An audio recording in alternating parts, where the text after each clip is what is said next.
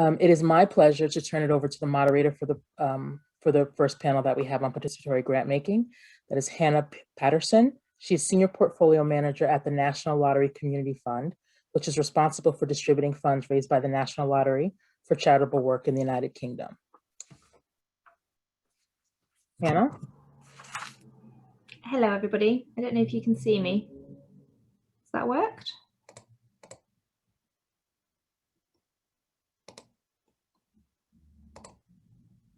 Perfect. Hello, I'm Hannah. I'm not actually moderating today. Bonnie's leading the charge for us. Hi, Bonnie. So she's going to take it away. Great. Well, sorry for the confusion. Hi, everyone. My name's Bonnie. I'll be moderating. Hannah is on the panel as one of the other panelists, and we also have Melanie. If you can spotlight Melanie, that would be great. So welcome, everyone. It was really great to have that introduction from the team around centering equity, and participatory grant making is definitely one of the many ways that you can center equity in grant making. So I'm Kawano-Chiu. I run the social investment consultancy and have been supporting many foundations around centering equity in grant making and also implementing participatory grant making. I'm really moderating and teasing out the expertise from my two panelists today. I'll also be drawing in Massey later on, who's just published a book today about participatory grant making and how funders can be letting go. So Mac, if you want to paste that link of your book, I'm sure people would love to see it. And we'll also be hearing from Mac a little bit later on around her experience and what she's heard from many funders and experts that she's interviewed. But just to frame the session a little bit, participatory grant making, you can define it however you want. It is an evolving field, so the definition is also evolving. But just to frame the discussion for today, a definition that we'll be providing is from Grantcraft, which has published a really good manual on participatory grant making. It is essentially to cede decision-making power about funding, including the strategy and criteria behind those decisions, to the very communities that funders aim to serve. So it is really about the entire cycle, not just at the very last moment when you have all the grants shortlisted that you just get a community to basically rubber stamp it, right? It is about the very beginning, how you set up the grant, what you look for, what you define as success. There are other terms like community-led philanthropy, and it also intersects with other movements, whether that's feminist philanthropy and anti-racist philanthropy. So, you know, this is really all around kind of equity and how we shift power back to the affected communities.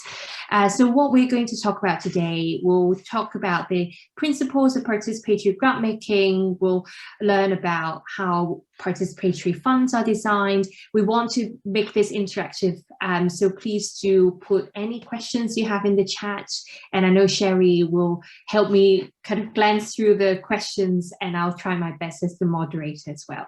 But of course, if you also have your experience that you want to share, please do put in the chat, and we can see if we have time for some of you to also share your experience in the next 55 minutes.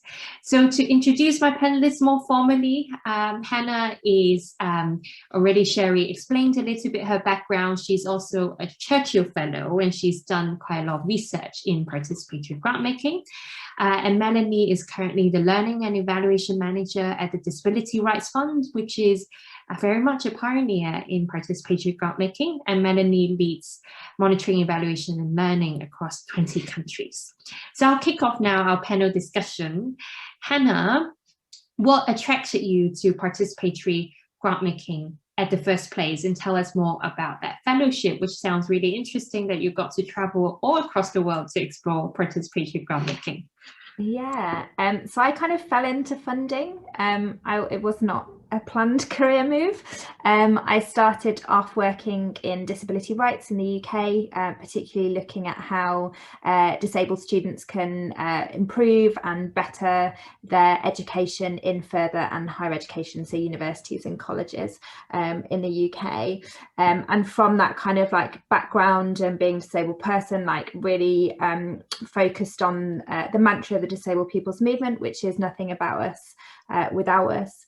And I brought that kind of lens or ways of thinking into grant making. So when I arrived in grant making, I was a bit like, oh, this is an interesting space. This is an interesting way of doing things. It's quite top down. There's a kind of like a limited understanding of communities and how they were impacted by funding, and I started to explore and develop a funding programme for the National Lottery Community Fund, looking particularly at funding leaders with lived experience, so people with first-hand experience of a social issue who then use that to create change for others. And as I started to design this programme, I thought, well, I really shouldn't be the one that's deciding what should get funding or how it should get funded, and started to explore different approaches to co-design and collaboration and participation in the development of kind of strategies and funding programs, and then decision making, which kind of led me on this merry little adventure into participatory grant making. I spent a lot of time kind of trying to understand what this thing is, that it's very difficult to say and spell, so I've had a great time writing about it for the last few years, but it was a really interesting way of like uncovering a load of practice that kind of, I think in the past has sat very much on the sidelines of philanthropy and the way that different organisations do it, and over the past kind of 5 years has really kind of galvanized and developed a lot of traction. So I ended up being very, very lucky in doing a Churchill Fellowship. I spent 2 weeks in South Africa with the Other Foundation, who are an incredible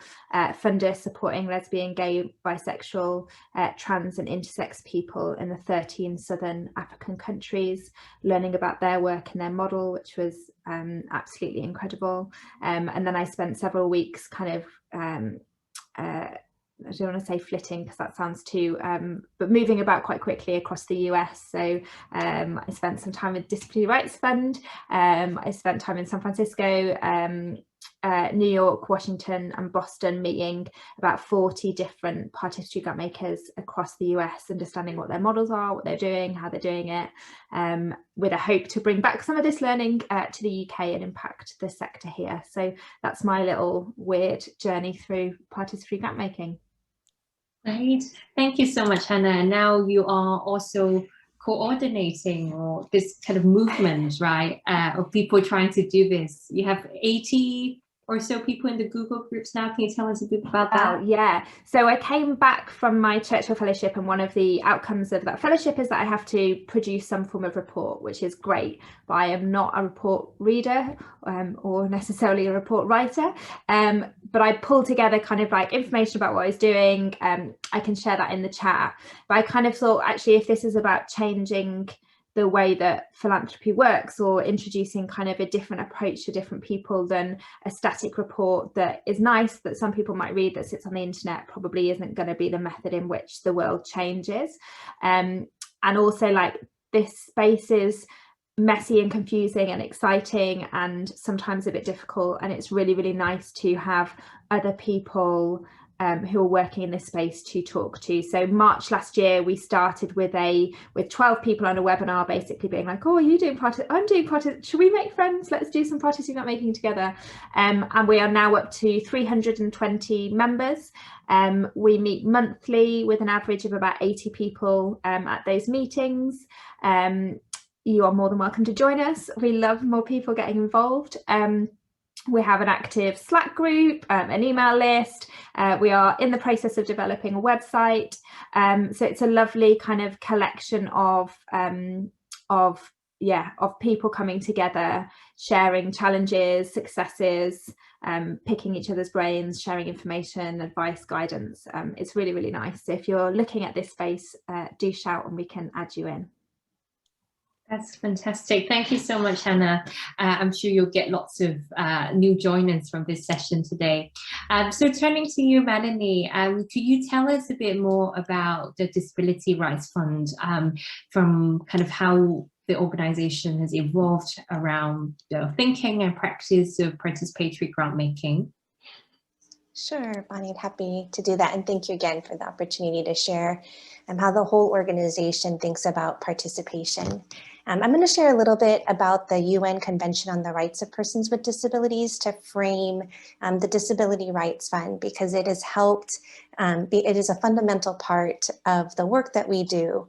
As participatory grant making has been a part of the Disability Rights Fund from the very beginning. Because the fund was structured to help support the implementation of the UN Convention on the Rights of Persons with Disabilities. So this is a UN convention that was adopted in December of 2006 by the UN General Assembly. And by the time it was ready to be open for signatories, about 4 months later, there were 82 signatories on the convention. And this is the highest number in the history of UN conventions that have been signed on opening day. And it's been one of the fastest ratified treaties. And so there's something particularly universal about disability rights. I think once a conversation has started around disability rights, that people don't necessarily see it as a bipartisan issue. And yet persons with disabilities are often not making decisions about their own living spaces, about their own rights. And so this, Bonnie had mentioned sort of this basic principle, this well-known, that's become actually a rather well-known phrase, I think, in many circles, that started with the disability movement in Southern Africa several decades ago, and that's nothing about us without us. I think Diana Samarison, who's our founding director, is also on the call, and just wanted to give her a shout out as joining us today. So Diana worked with activists and funders to develop the participatory grant making model at DRF. And as Hannah's report points out, so we have a representative model of participatory grant making, which means that persons who are not necessarily from the target communities that we're funding are making decisions on the grants. But the fund, Disability Rights Fund, was launched in January of 2008. And one of the first main activities was the meeting of what we had at the time was called a global advisory panel. And 75% of those panelists were activists of diverse disabilities, geographic, gender, and representation, and some bridge builders from other human rights movements. And so along with the steering committee that acted as the Disability Rights Fund decision-making body, that operated to help us make decisions on grants and the strategy until DRF got its own 501c3, 504 status, which is a US tax code for being able to provide grant funding for a variety of activities. And the steering committee eventually became the body that we call now our grant making committee. And that has a majority of persons with disabilities, as well as institutional donor representatives. Now, some of these donor representatives are there providing inputs on how we develop strategies at the country level and the global level, but they don't all actually have voting power, but all the disability activists do. In the first year of the fund, going back to sort of the history, at that first meeting at the Global Advisory Panel, activists gave us content and gave Diana content on what would eventually evolve into our grant making guidelines, our requests for proposals, how we do outreach, and there was an intentional strategy to put donors and activists together in those bodies from the very beginning. This is not actually a typical model for donors and activists to share decision-making power. And we can sort of talk about that a little bit more later if folks are interested in what that looks like. Because there was very little interaction between the donor community and the disability community, many of whom were being brought together for the first time as the UN Convention was being written. There's sometimes, an inherent sort of structure when you bring donors and activists together that can create an imbalance of power. So it's been really critical for the Disability Rights Fund staff and the board and each member of the grant-making committee to address those power dynamics, both in the meetings and then how we structure input and how the fund itself is structured. And just to sort of fast forward a little bit to 2008, when a decision was made to shift even more decision-making power to the grant-making committee from the board. So the grant-making committee are the ones that are reviewing our grant recommendations, the grant-making guidelines, country-level strategies.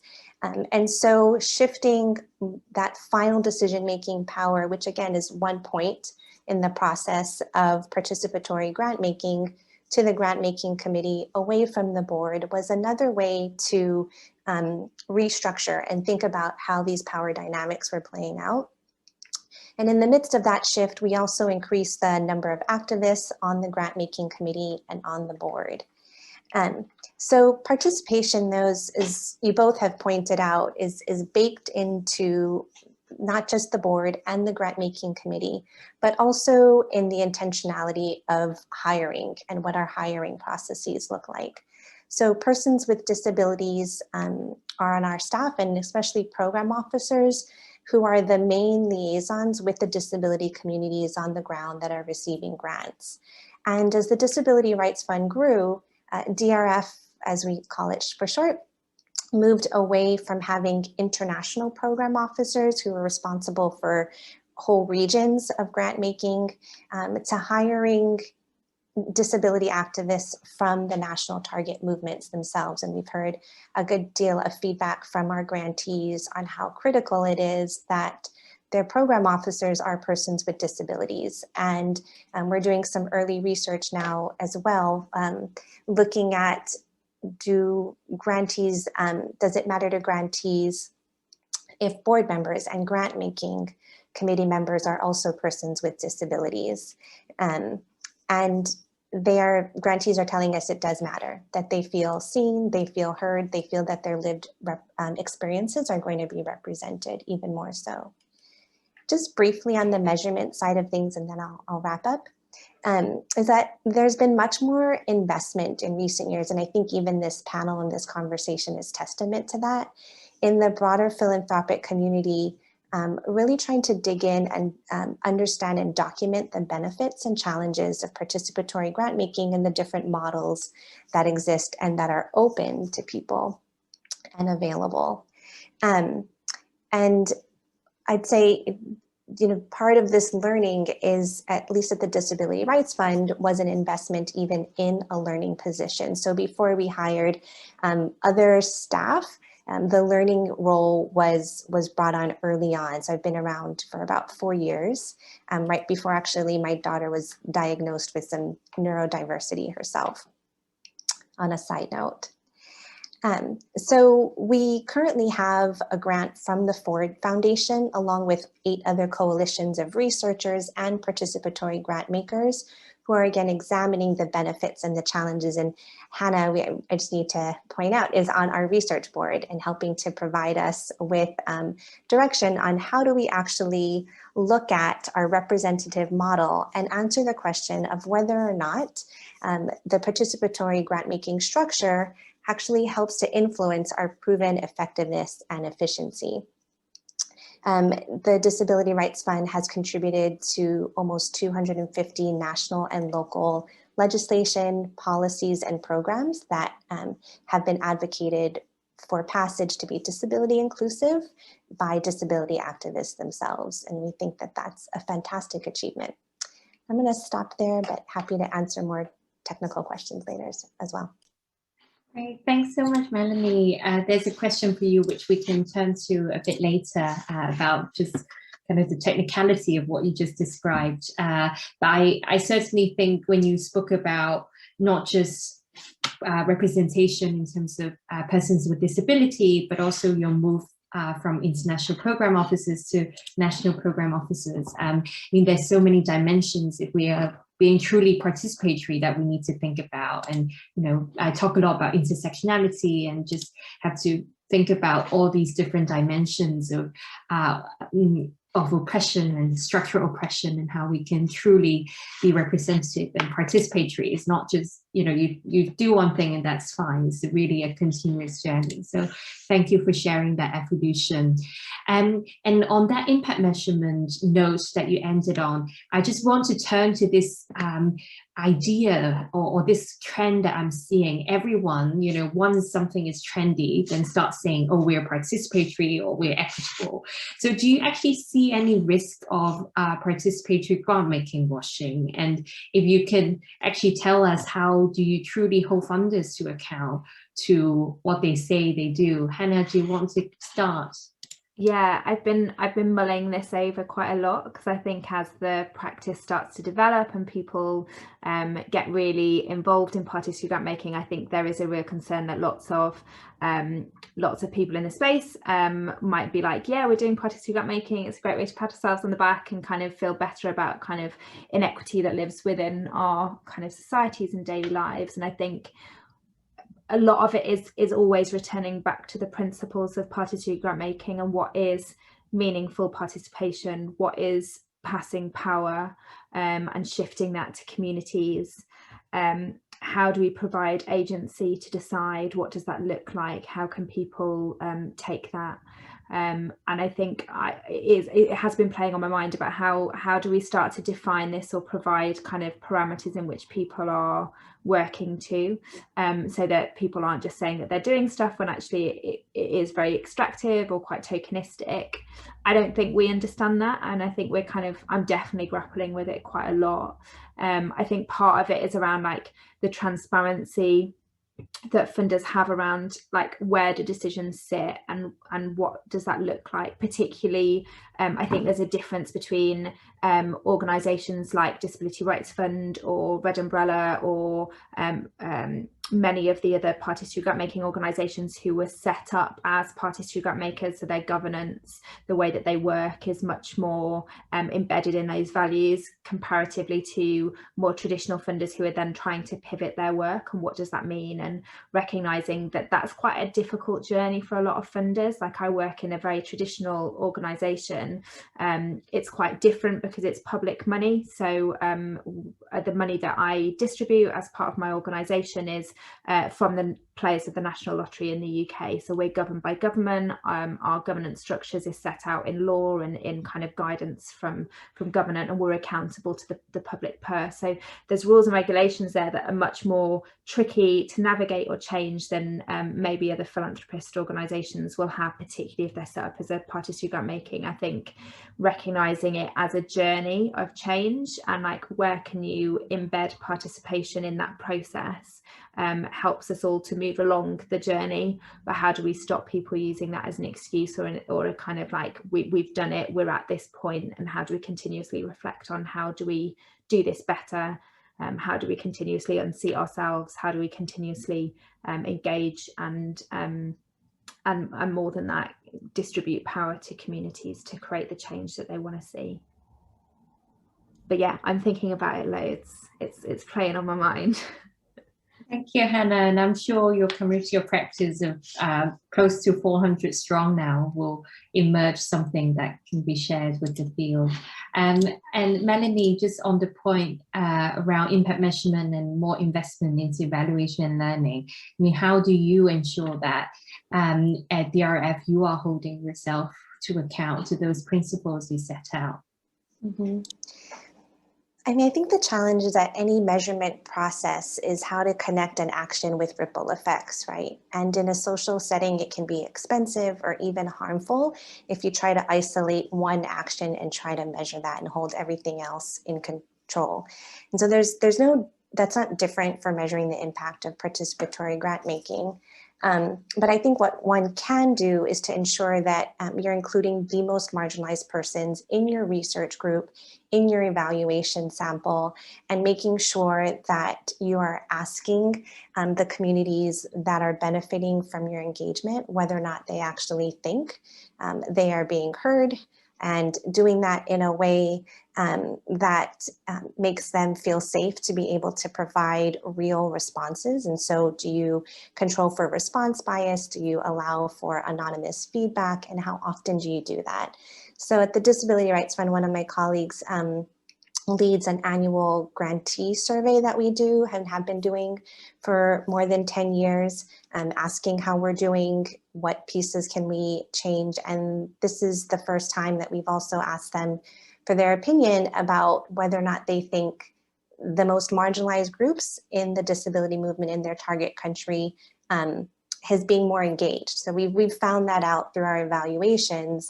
You know, every social movement has hierarchy and structures, right? And that's just something that as you're engaging in participatory grant making, if you're gonna shift the power, if you're gonna let something go, you have to actually acknowledge there's a power imbalance first and be real and open about that. You can't get around that sometimes uncomfortable conversation. But we decided this past year that we needed to ask grantees of how they thought they were being included even in the margins of the disability movement. And it's been some interesting data that we've been finding over time. And we also look at asking our grantees, for example, and our donors some harder questions. Can we have our grantees be the ones decide in reflecting more participatory evaluation approaches?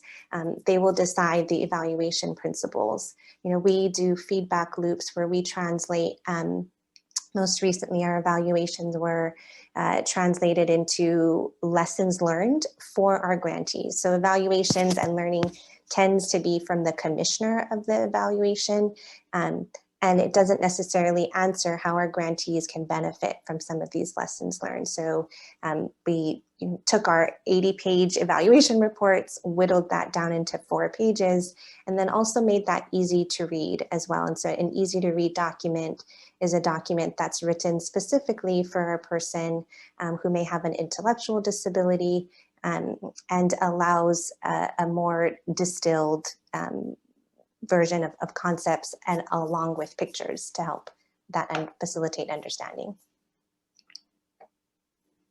Great, thank you so much. I think, yeah, you spoke about just different concrete things that we can do to actually measure how we are doing as funders and whether we're holding ourselves to account to those principles. And Sherry, I think you've pulled up a few questions from the chat. Do you want to post them? Sure. Here's one. Someone in the audience has asked, they have found that a lot of times activists get sort of critical about who's in the room, and they find that when they're embedded in the decision-making process, they have less time to continue sort of doing the work and engaging people on the ground, and they get more distance from the community. So how do you sort of compensate for that on some level in your work? If you continually have them as a part of the process, that's great. Are they, and how do you sort of help with that piece of it? Is that a question? Do you want to take that? I think it's either. I think it's sort of. I think it's one of the things that folks, as you think about participatory grant making, how do you make sure that you sort of shake up who the activists are in the room, and you make sure that you're not having them spend all their time sort of making decisions about grant making versus doing their work, because that can be just as, I think, confusing and disturbing and disruptive as other kinds. And then of you turn into foundation staff. And exactly, and then you turn into foundation staff. The whole thing turns around again. Exactly. Diana has mentioned in the chat that Disability Rights Fund have terms of service for those decision makers, but there are lots of different models of participatory grant making. So one of the models that we use for our Leaders with Lived Experience programme, we've chosen because we want to strengthen an entire sector. So the way that we do it is that we have, it's a continuous programme, so there are numerous rounds. So after the first round of funding, we put funding into 20 organisations between £20,000 and £50,000 worth of funding over a year. All of those organisations, that cohort of 20 grant holders, were invited to be the decision makers for the cohort that followed them.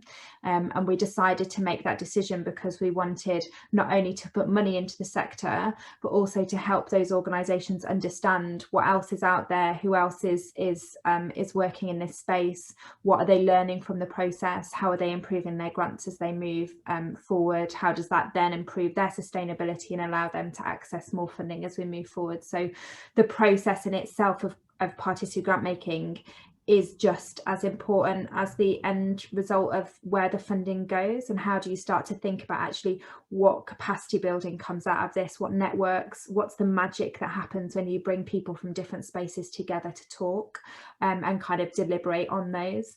There's been a couple of questions that kind of all centre around this idea of kind of like activists in the room and like what does that mean.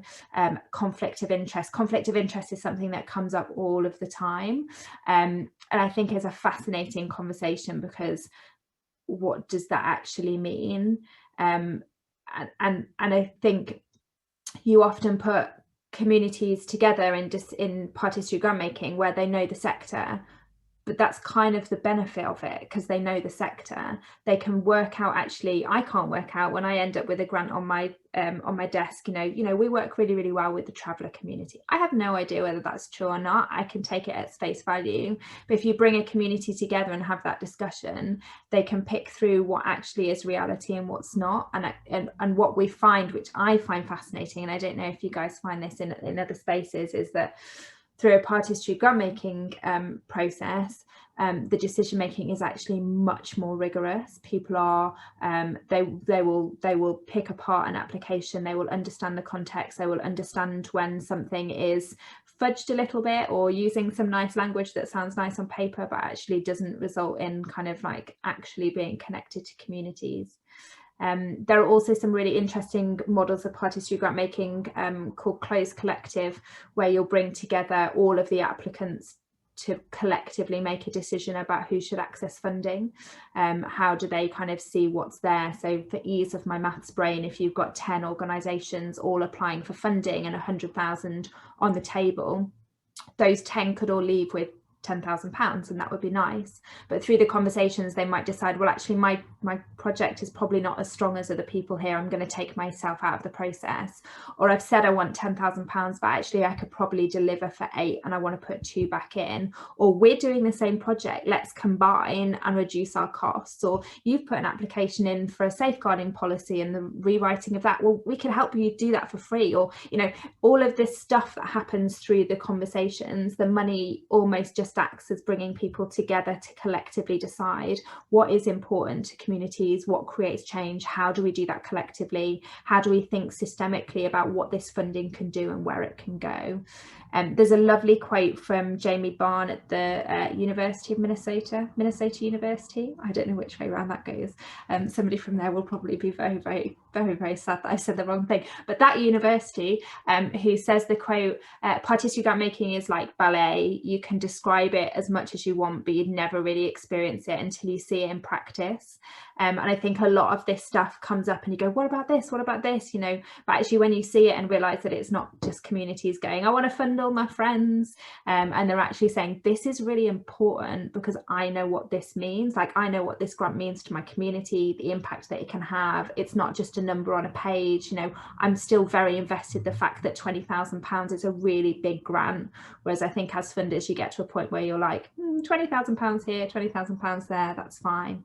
And it really builds that kind of like the impact of what that money can do, and embeds that into the conversation, which I think is really exciting and really creates some really, really good decisions. Yeah, and I've actually experienced it. I've been part of a kind of participatory budgeting process, and when it's all online and you see what other people's proposals are, and while I think all of us will have our own ego, or we put up our project, we wanted to get funded as part of this group, but once I look at other people's projects, I then think actually their projects are better. I want to use my budget to fund them, and it's no longer about me, it's about us as a collective. And that's also part of the beauty of participatory grant making, that your identity is not just me as that activist having this idea, but actually us going through this process together and us having this vision all together. And it does take some reimagining of grant making, because grant making has been for so long, you know, this competitive process, this funnel that we have to distill down to the top last 5 or 10. But actually, you know, it's just a different way of thinking. So I just want to share that, Hannah, when you were sharing that experience, and almost also flipping some of the ideas, concepts we take for granted in grant making, like conflict of interest. I mean, why don't we flip that on its head?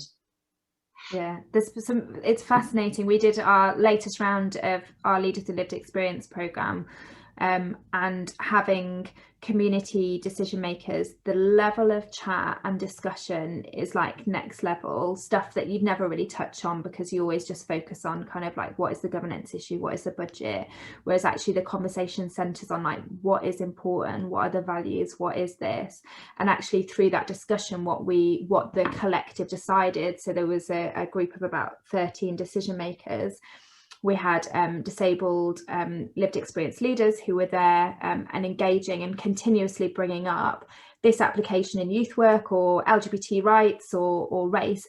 It doesn't accommodate access needs, like it's not accessible, it's not accessible. It was a continuous critique of the applications that were coming through, and the group decided that actually instead of spending the entire budget by adding an extra 3 projects in, what they would do is they would take that last 5% of the budget and give every grant an uplift. So every grant added an extra £6,000 to their to the grants that we gave them, in order for them to improve their access around how they would engage their beneficiaries, what their work would look like, how do they make sure that disabled people were included in whatever work they were doing in whatever space. And it was only through those kind of collective deliberations and continuous challenge from those decision makers that decision or that thought would have come through. Like, that wouldn't have come from us as funders, because we just wouldn't be on our radar, we wouldn't think about it.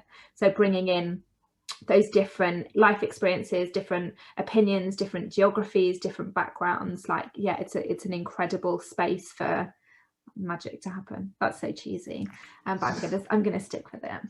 I don't think it's cheesy, Hannah. I mean, I think if I could just say that, you know, we all have processes in place where, if you're on a more traditional funding model, that you may not realize addresses a lot of these basic questions on how things get done. And those processes are developed in time, over time, probably based on a set of principles and a set of values that you have. And so participatory is the same. You're going to develop processes, there's going to be progressive realization, you're going to see the benefits. And I think, to Hannah's point, the amazing amount of rigor that does need to go into decision-making processes and vetting, especially when I think participatory grant making as a model is still considered risky. And if you're giving to underserved communities who themselves have been marginalized from many things, and then they become risky groups to fund as well. And so you do put a lot of rigor in place, and it's probably not that different from mechanisms that are already in place in traditional funding, but it hasn't been thought through in the same way. And it's great to be asking these questions. So it's part of being more participatory, thinking about where the power lays, and then shifting that away, is asking these questions. Great, thank you. Well, more questions coming in from the chat just around the practicality. So if I can summarize, there are 3 questions that speak to similar things. So what are the practical steps for starting a participatory grant making process? Do you compensate them for their time? And how long does it take to actually kind of manage or facilitate this type of the process? So yeah, practical steps, but with a focus on compensation and time it takes. I mean, I always advocate for paying people for their time and wisdom, because that's a good thing to do, particularly if you're a funder sat on a large operational budget. Share that wealth. Otherwise it's a bit extractive. There's loads of different ways to do it, and actually this conversation comes up over and over again. I get asked, I had like a month where I got asked by about 30 different people, how do you pay people? And I think that context is different depending on how you're working and where you're working. So in the UK, a lot of that conversation is actually about if you're working with decision makers who are unemployed or accessing funding through kind of government benefits, paying them can knock them off those benefits. So how do you be really, really careful that paying somebody 100 quid to do a decision making doesn't then end up in their rent not being paid, which is slightly more complex than possibly the US system, where those benefits might not necessarily exist or enact in a different way. Sometimes it's asked as a bit of a red herring and is a bit of like, not quite sure about this, how do we do it? But I mean, pay people, that's good. The time thing is a really interesting and really difficult question to answer, because it depends on the process that you design and where you bring people in and what you're asking them to do. If you have the opportunity to design that process, you can design to kind of the time frame that you want. So I've seen some participatory grant making, so our Leaders with Lived Experience program, our decision making was 6 weeks. I mean, it nearly killed some of our staff, but it was quick. It was a speedy response from applications closing to money going out of the door. Others, it's a 2-3 year process of really building that relationship with communities, getting to know what they need, what is important to them, and design. So it's a complete array. When I launched my Churchill report, I did a load of webinars, and one of those was particularly on the operationalizing of participatory grant making, and I can put the link in the chat for anybody that's interested in it. If you have questions about the logistics of participatory grant making, as Diana says, the community of practice is a really lovely place to start. Our next meeting is coming up on the first Thursday and first Friday of May.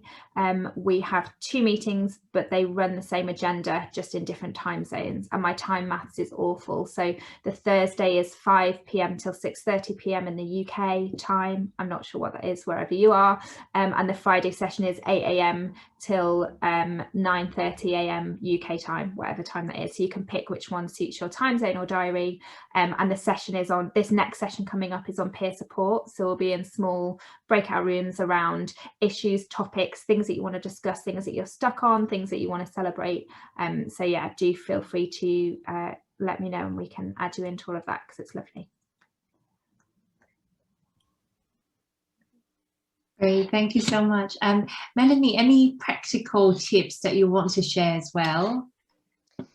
So I think I agree. People need to be compensated for their work, not just for their time, but for their travel as well. And as for the Disability Rights Fund, that also includes then providing payments for people's sign language interpreters or their tactile interpreters or their personal assistants that they may need as well.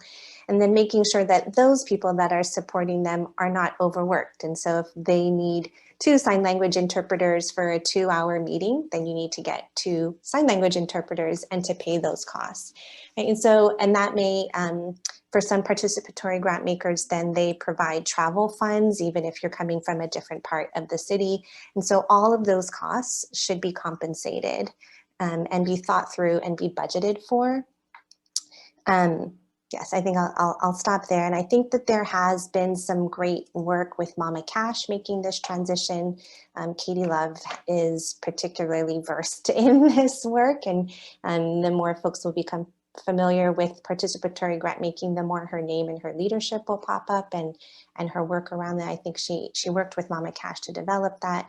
And then I would say the last thing on the practicality is to re-emphasize this lens on intersectionality, and that recognizing that marginalization and disenfranchisement and systemic ways of that happening becomes further pushed the different sort of shared identities that people have and multiple identities that they have.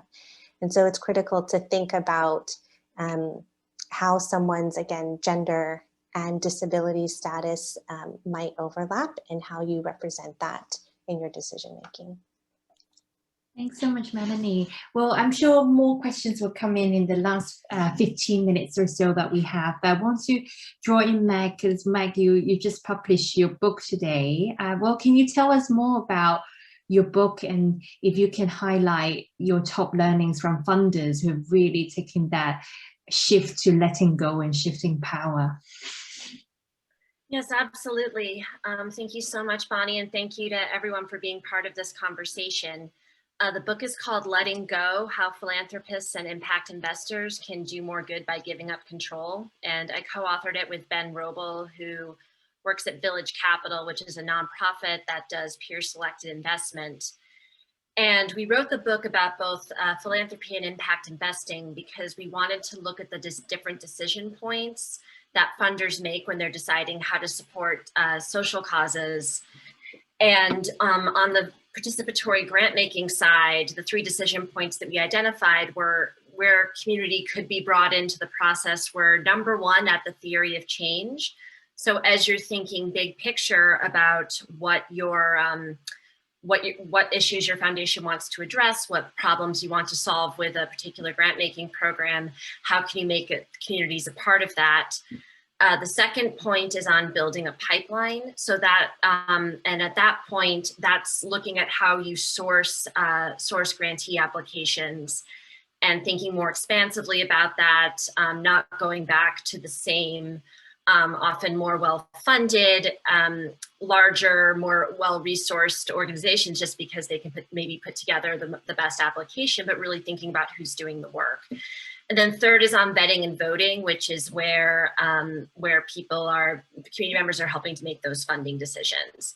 So those are the 3 points where we identify. And I would say that I think the biggest thing that we learned, and it's already been said in this discussion, is that the process really is the point. Participatory grant making is not a thing you do once and then never stop doing it. There's no end to it. You are constantly iterating. You are trying to bring, voices in the room that haven't been there before. You're looking at who isn't at the table.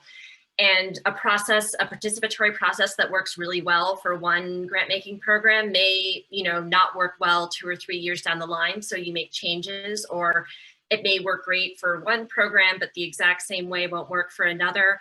So there's just so much iteration and conversation. And what comes out of that conversation is trust. I think that's the biggest message that we want to convey with this book, is just the importance of trust. And that trust comes from building relationships with people, holding yourselves accountable, holding your grantees accountable, but really walking the walk.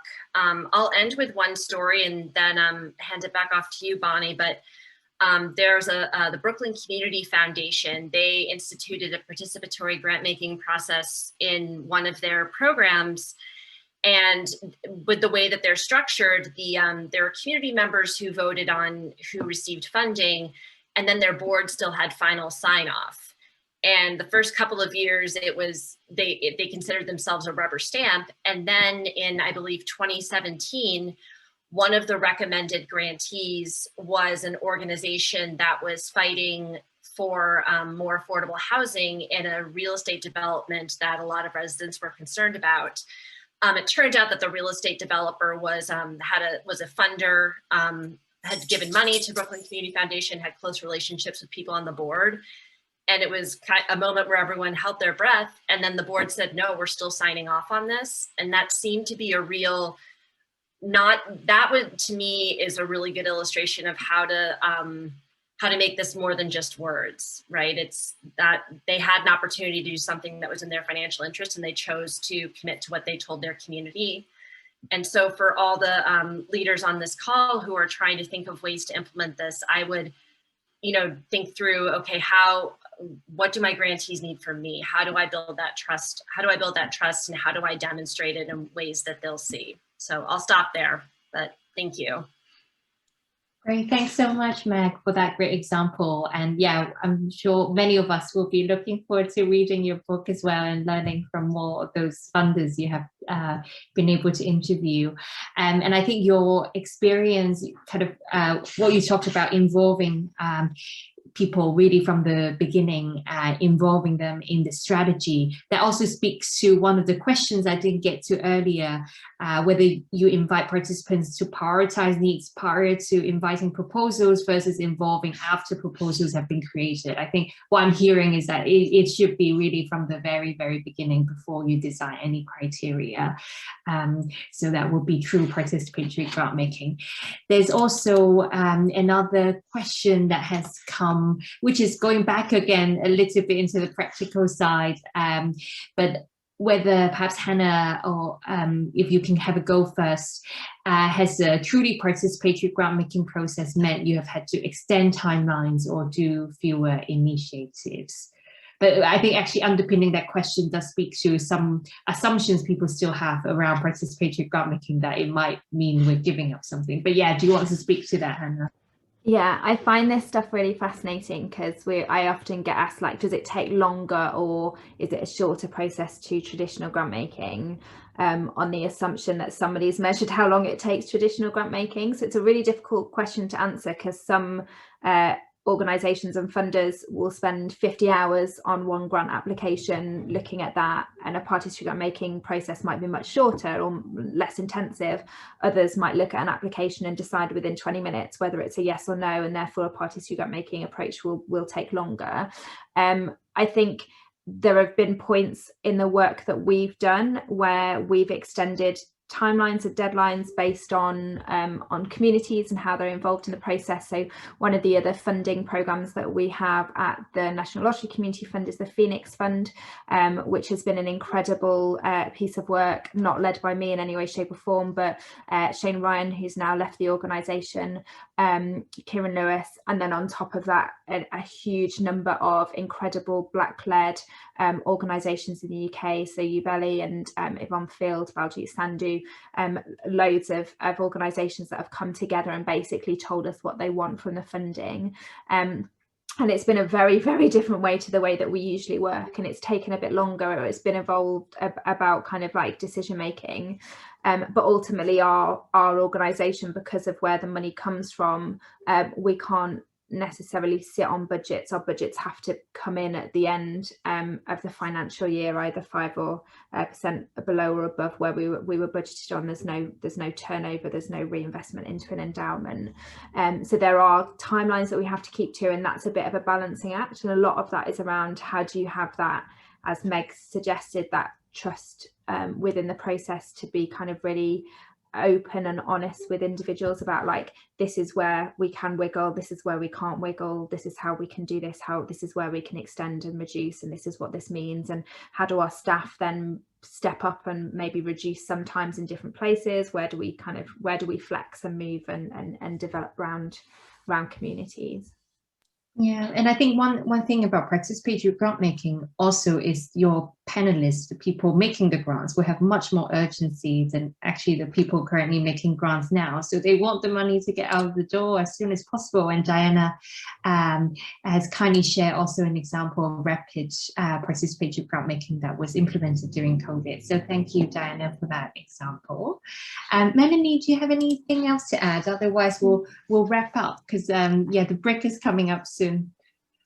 Thanks. I just wanted to echo Meg's point about bringing persons in from the communities to develop a theory of change. And so I'm just going to paste a screenshot of what we call our pathway to change. It's our theory of change at the Disability Rights Fund that was developed by activists that we found to be incredibly effective, because activists have known for decades where the pressure points are that need to be pushed. And they know what's effective and where their voices need to be heard and where they've been excluded. And there's no one else that's going to have that better experience and expertise to provide for us. And I also wanted to echo Hannah's point about what do we know about how effective traditional grant making is. Clearly, we still have challenges in this world that haven't been solved by traditional philanthropy, and we have a lot of evaluations out there that talk about harm that has potentially been done when groups are continually marginalized, and in that space, and in that way, again, harmed again when they're excluded from decision-making processes. I'll answer sort of two other points that at the Disability Rights Fund, our grantees do provide input on where advocacy priorities need to be year to year, where we bring grantees together to grantee convenings, and they tell us there's a, maybe a mental health act that is not disability inclusive, that is not rights-based, that's looking at mental health from a more medical model versus a human rights model, and that needs to be funded. And so that becomes a priority that the movement galvanizes around, may come together and decide that they provide a coalition on.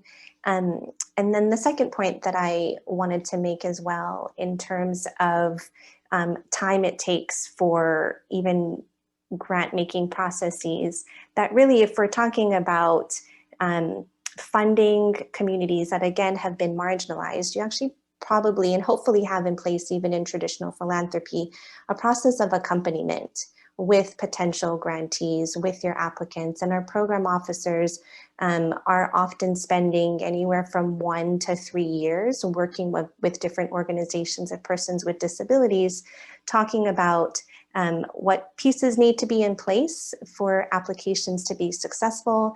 And then our funders have become more flexible over the years to provide that funding.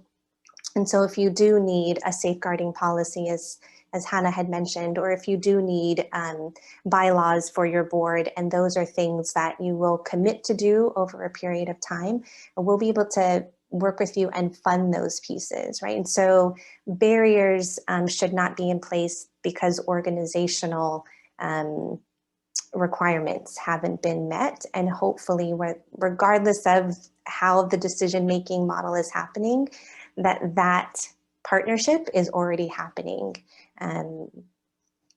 So hopefully that's not any different in participatory grant making. Great, thank you so much. Well, thank you, Hannah, Melanie. You've shared so many great insights. I think a few things I've taken away from this. I mean, the first thing is participatory grant making is not hard. There are lots of things that we can learn from people who've gone before us just to try. So hopefully many of you will join Hannah's community of practice, the Google group, so you can continue to learn more. And I think secondly, we have learned so much about how traditional grant making actually is falling short, and it helps us just reflect on, some of the questions we ask of participatory grant making, like the time it takes, the resources it takes, conflict of interest. Are we also asking the same of traditional grant making? It just really holds up a mirror to us to reflect on even our current practice. But I'll now hand it back to Sherry just to say anything else from the organizer's perspective, but it's been a great pleasure just having this discussion. So thank you for having us.